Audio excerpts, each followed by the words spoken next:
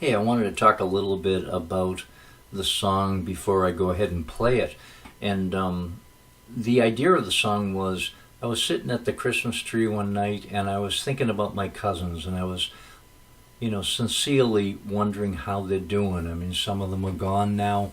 And I was wondering, how are they all doing? And then I thought, wouldn't it be cool if I could share this story about Nana?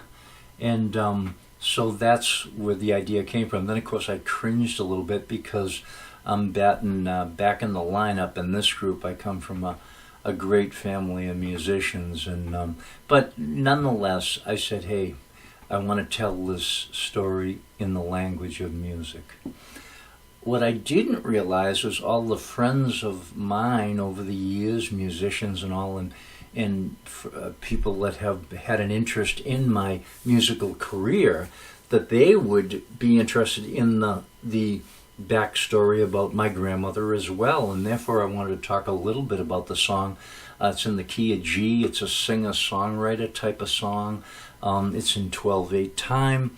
I left percussion out of it because I thought that the piano parts and the acoustic guitar had enough emotional rhythm for what I was going after. It was meant to be a duet, but I couldn't get that done in time, and I didn't want to lose the energy on writing the song. I played all the parts, which I'm very happy about. There are no, hey, computer, do the job for me. That would be an insult to my grandmother. She'd strike me down with lightning. The only thing gray area would be I don't play the violin, so those parts are voiced through a piano synthesizer, but I did write them and play them in real time. Was excited and happy to write what I call descending and ascending piano and violin or string lines. If you listen for them, they're really pretty. I like those. And that's it. That's pretty much about everything about the song. I'll finish off before playing it with this story. When I was about 14 years old, before I ever picked up a drumstick, my Aunt Bert in her kitchen looked me dead in the eye and she said, "Stephen, I could fill my house with people that would tell you that your grandmother, my mother, Alice Tibbetts, was a great piano player." And she kept looking at me and said, "I don't mean good, I mean great." And I had never seen my grandmother play until this day. And at the time, just for statistical sake, I would say she was either 87 or 88 years old, to put this in perspective. Here's my song, One Christmas with Alice.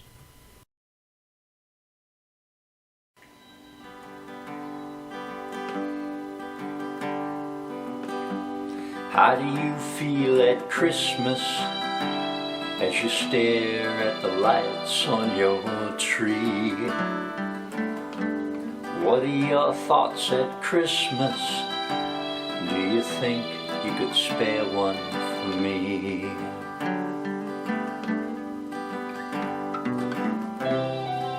I went to see her, but she wasn't there. Her room was empty, her rosary over there by the chair. "Hey nurse, you seen Nana?" She just smiled, put her hand to her ear. "She's at our piano, bringing Christmas to everyone here."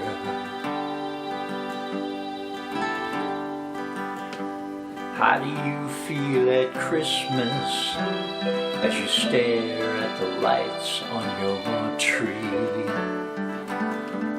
And what are your thoughts at Christmas? Do you think you could spare one for me?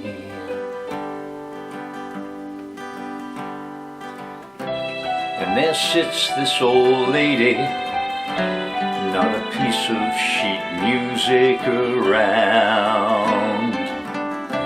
I watched her soul dance with ivory keys, the way Jesus meant Christmas to sound.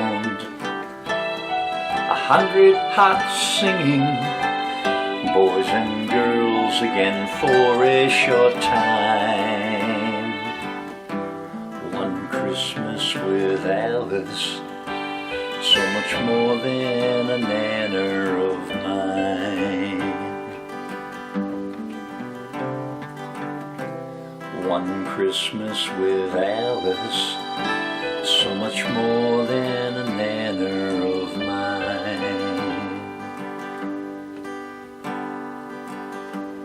How do you feel at Christmas as you stare at the lights on your tree?